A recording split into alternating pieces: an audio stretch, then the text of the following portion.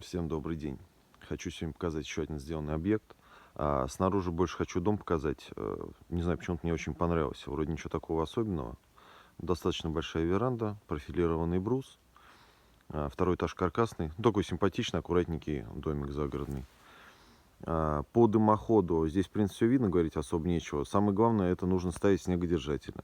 Потому что если снег с этой крыши поедет, то, естественно, он трубу помнет.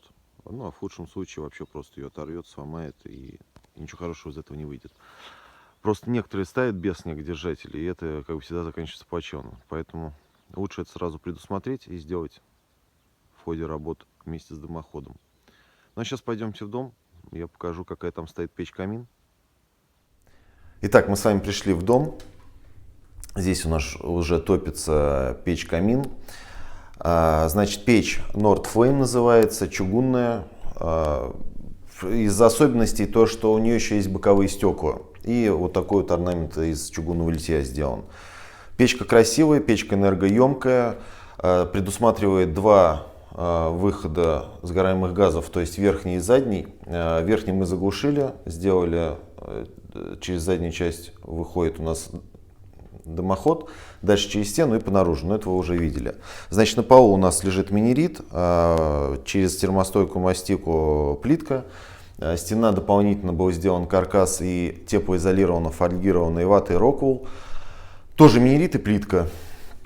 Вот здесь еще осталось у нас только что мы доделали, значит, уголочки сделали, чтобы закрыть плитку, еще вот скотч. По печке, в принципе, что здесь? Только можно смотреть и наслаждаться этим видом. Больше особо сказать нечего. Печка, значит, колосникового типа, приток снизу, для обдув стекла. Ну, в принципе, достаточно стандартно, это сейчас все так делают. Дом, значит, 7/7. Сегодня температура была около нуля ночью. Заказчики оставались сегодня здесь ночевать. Топились только этой печкой. Другого отопления не предусмотрено в доме, поскольку дом планируется как для летнего пользования, ну и вот осенне-весенний период. Ну, нормально, то есть ночь прожили, спали, вроде тепло сказали.